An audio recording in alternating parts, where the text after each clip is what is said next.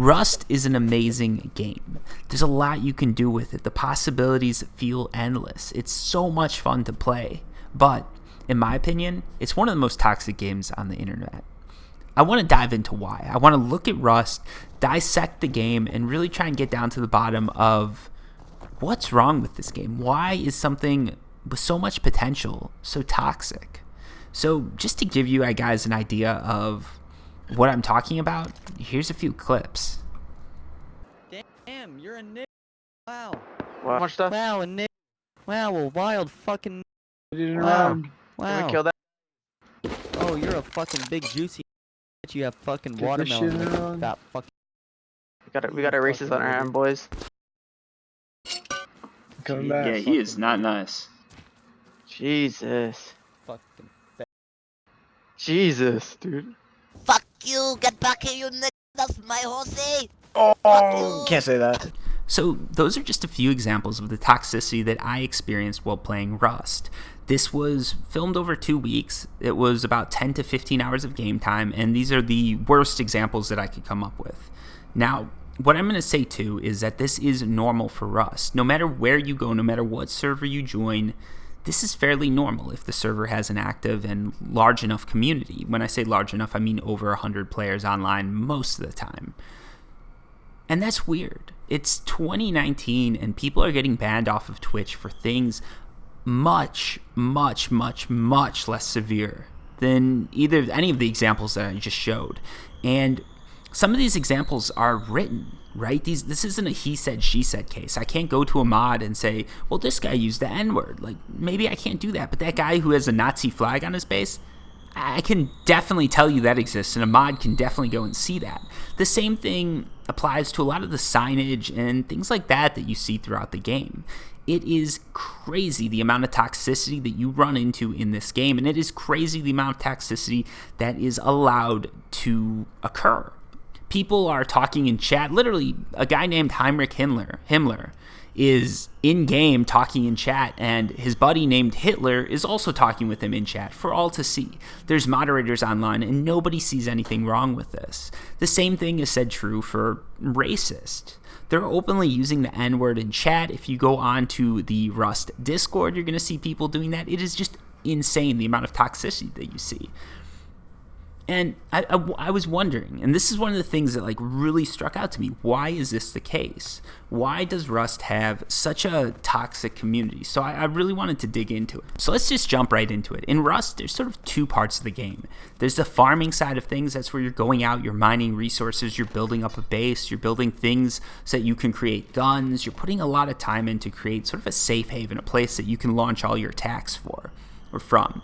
And then there's PvP. That's obviously where you're just fighting other players, having fun, testing your skills, seeing sort of how good you are versus everybody else. It's, the same thing that you've got in Fortnite or any other game. Now, what makes Rust so different from any other game is the farming aspect of it. If you play on an official server, it takes a long time to get enough gear to do any of this. So if you want to have a very decent character with an AK gun and everything like that and the right armor, it's probably going to take you 10 to 20 hours to build up to this point. And this is all going to be contained within sort of one base. All of your hours go into a base rather than a character. If you die, if your base gets destroyed, you're sort of set to 0. And the other thing about Rust is that every server's wiped. It's wiped either weekly, bi-weekly, or monthly. So this means once you get to that point, if you're wiped out, it's another 20 to 30 hours maybe to get back to that point. That's a lot of time.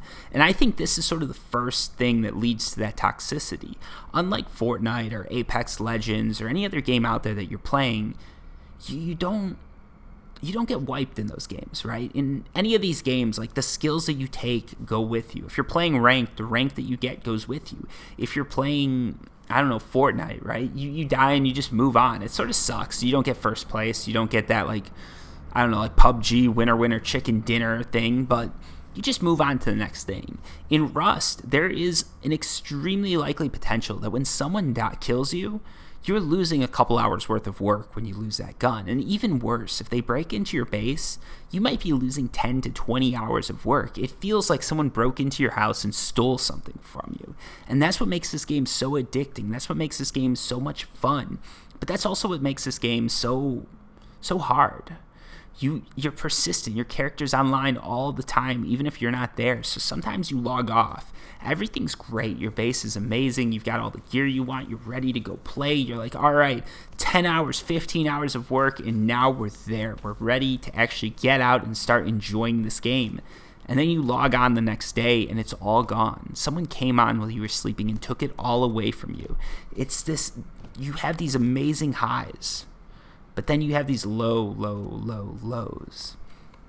And my idea or my hypothesis is that when people have these low lows, that's what leads them to become more and more toxic. You see, when I started playing Rust, I wanted to be friendly with every player I met. I wanted to be nice to them. I wanted to be the guy that shot last, because you never know, maybe this guy's cool. This isn't a PvP game. This is a survival game. Why can't we all work together to survive? And I noticed a lot of people just shoot on sight, and I sort of fall into that trap sometimes too. Every now and then when I'm playing Rust, I'll have a lot of good loot on me. I'll see someone coming and I just shoot them, because you don't know what they have. You don't know if they have a shotgun. You don't know if they have a spear. You don't know if it's some guy with a rock who just wants to make friends, but all you know is that if they hit you first, they might be able to kill you. So even if someone has a lesser gun, even if they have a bow and arrow, a headshot is a headshot. That takes out a ton of health, and it gives them a huge advantage on you. So if you're playing the game, the first shooter has a big advantage. And this is one of the things that leads to that toxicity. Everybody's online killing each other. Nobody's trying to be friendly with each other. They're just, they're shooting on sight.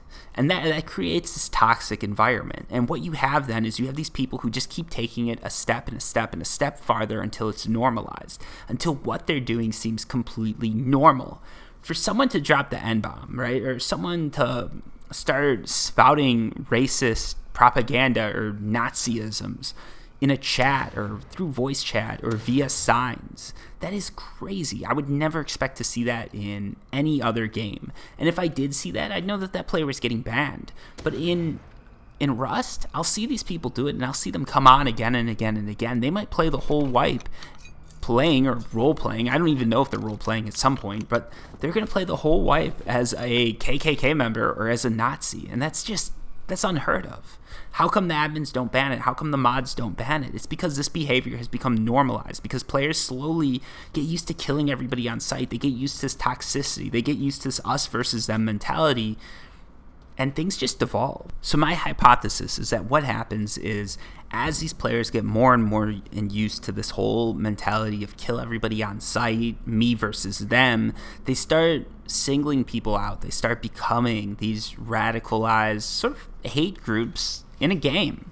They're role-playing, most of them, or I hope everybody's role-playing, but they just start to do this. And as more and more people do it, the mods get tired of it, they stop banning, and this thing just overtakes the whole community and the whole game. And a lot of people online, I've noticed that their whole response to it is, so what? What can be done? The community is just toxic. That's what everybody's all about. I don't think that's true, though. I don't think that the community behind Rust actually wants to be toxic. I don't think that a lot of these players are actually as bad as a lot of the community thinks they are. I don't think that Rust somehow managed to attract every Nazi KKK member out there into their game. What I think happened is people are just being mean to each other. They were being mean-spirited. They were trolling each other, griefing each other. And it just became the norm, and it became what the game was about and what that game was sort of designed around at some point. So I decided to play the game a little bit differently. I decided to play nice. I decided to be nice to players. I'd still go out in PvP. I'd still mine resources. But a lot of the time, if I killed a player who had a bow and arrow and I had a gun, I'd pick them up and give them my gun. If I shot a player who was mining wood, I might pick them up and give them 1,000 wood. The fun was still there for me. I was still having that like PvP experience, but I wasn't creating these negative vibes. And I found that when you do this, the community behind Rust actually isn't that bad. I played in one area for this whole wipe, and everybody was super nice. Everybody was super helpful. There's a community that was actually working together. Now, sure, there were people getting raided. There were bad things happening, but for the most part, I think the experience was a lot better. I was giving people stuff. I was helping people start. I was getting people to build little bases in my area, and I did eventually get destroyed. Like my base did eventually get wiped, but I had a much better experience playing Rust, and I found that the community was a lot better. It seems like if you are willing to make that first step, if you're willing to actually play with other players and willing to take that chance that people won't shoot you in the back the second you give them the gun, most people won't. In fact, I gave out guns to, I think at this point it's 20 or 30 players. I only had one instance of a player shooting me. This does sound a little weird, but in a game like Rust, most people would say that number would be more like 10 or 20 or even 30. They might say everybody's going to shoot you. The second you give anyone a gun, they're going to shoot you and see if you've got better loot. And a lot of the time I did, but a lot of the time these guys didn't shoot me. Even if they saw that I had better loot, if I gave them a shotgun and I had a AK on my back, a lot of these players didn't shoot back. So, yeah, that's what I found, and I honestly think that this is something that the Rust developers could look at and use to make the game better. If they realize that they need to put a little bit more emphasis on PvE, a little more emphasis on players actually maintaining some level of progress even after their bases get destroyed, you could end up with a much better community and a much better world for people to play in. Because let's face it, most of us playing the game play it because we do like the building aspect, we like the PvP aspect, we like the grind to get to a point where you can actually PvP, play other players, and have fun. But a lot of us aren't there for the griefing. We're not there for the trolling. That's a fun little aspect to it, but it's not something that needs to be there to the extent that it is. Let people troll, let them create trap bases, let them take a couple hours worth of work away from someone, but don't create a game where you can literally ruin someone's experience in 45 minutes, where you can take someone who spent 2 weeks, 3 weeks building something and destroy it all so that 1 week they have left just isn't worth it. Anyways, that's sort of my idea behind Rust. That's sort of why I think the community is so toxic. Hopefully this makes sense to you guys, and if any developers are somehow listening to this, you guys have created a great game. It's so much fun to play. It's just, I think there needs to be a little bit more tweaking. It needs to be a little bit more geared to the casual player, and it needs to be a little bit more geared to the player who's a little bit nicer to people, right? Like, make some benefits behind having friends and forming clans and forming groups and creating treaties. Make it a little bit easier to play the game without just, you know, getting killed on sight. Anyways, I hope that helps you guys out, or I hope this was somewhat interesting to some of you guys who are watching this video. If you did like it, feel free to subscribe. I don't do a ton of videos like this, so maybe you don't want to. Anyways, thanks for watching, and until next time, have a good one. See how easy this game is when people are cool with each other? Yeah, I haven't killed. Oh, sorry. Oh, Sorry. yeah. I literally Yeah. clicked No into more the game and it recap. shot. Fuck.